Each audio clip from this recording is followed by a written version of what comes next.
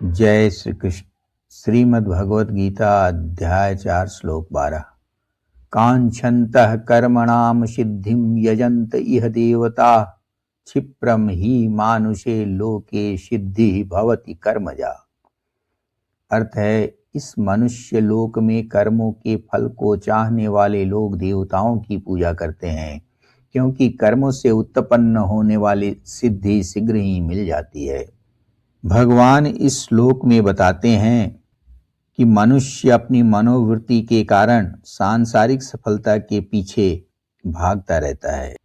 वे सबको उनके भावों के अनुसार फल तो देते हैं, लेकिन वह उसे स्वीकार नहीं होता और वो लोग सीधे भगवान की शरण में न जाकर देवताओं की शरण में चले जाते हैं।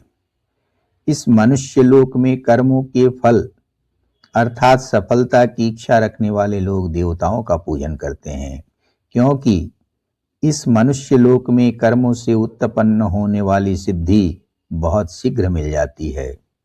भगवान ने यहाँ 2 बातें बताई हैं। पहला, सांसारिक कामनाओं के लिए देवताओं की उपासना करना, कांक्षन्तः कर्मणाम सिद्धिम, कह के भगवान ने यह बताया है कि संसार में अधिकांश लोग सकाम भक्ति करते हैं, सकाम कर्म करते हैं। उन्हें धन, संतान, पद, आरोग्य जैसी विशिष्ट वस्तुएं चाहिए होती हैं। वे जानते हैं कि वेदों के अनुसार अलग अलग शक्तियों, देवताओं की उपासना करने से वे भौतिक वस्तुएं प्राप्त की जा सकती हैं। इसलिए वे उस परम सत्य अर्थात परमात्मा को खोजने की बजाय, जो उन्हें जन्म मृत्यु के चक्र से मुक्त कर सकता है, छोड़कर उन देवताओं की पूजा करते हैं जो उनकी सांसारिक इच्छाओं को पूरा करते हैं। मनुष्य स्वभाव से ही धैर्यहीन होता है। आध्यात्मिक पूर्णता या आत्म साक्षात्कार एक लंबी और कठिन प्रक्रिया है। इसके विपरीत भौतिक जगत में मेहनत या कर्म कांड करने पर उसका फल शीघ्र मिल जाता है।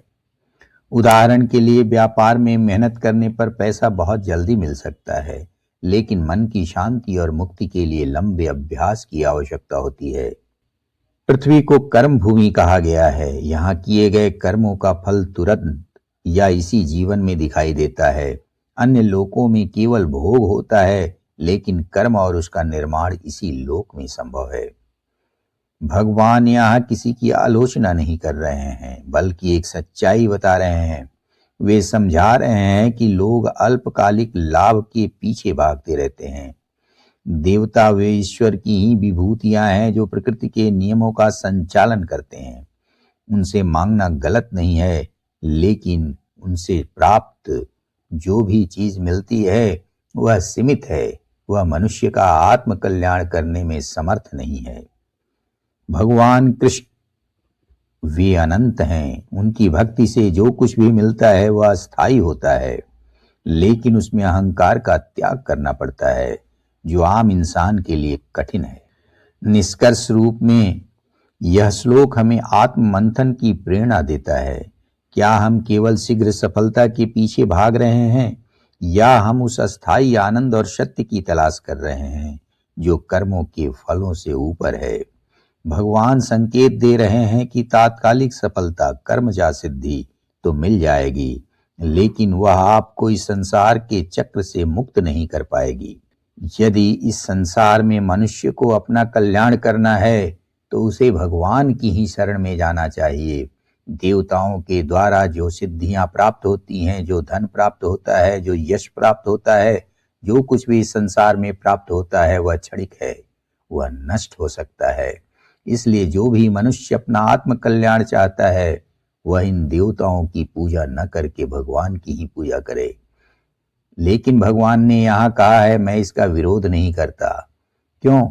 इसलिए कि वो सभी विभूतियां, वो देवता, देवी, देवता जो भी हैं, सब भगवान की ही विभूति हैं। भगवान ने ही उनको उनका कार्य संपादित करने के लिए नियुक्त किया है। ऐसी स्थिति में यदि मनुष्य यह विचार करता है कि उसे आत्म कल्याण चाहिए या भौतिक सिद्धि चाहिए, वह जो भी निर्णय करेगा उसी के अनुरूप वह अपना कार्य करेगा। इसलिए भगवान पुनः एक बार मनुष्य को सावधान करते हैं कि तुम्हें यदि आत्म कल्याण चाहिए तो तुम्हें मेरी शरण में आना चाहिए। जय श्री कृष्ण।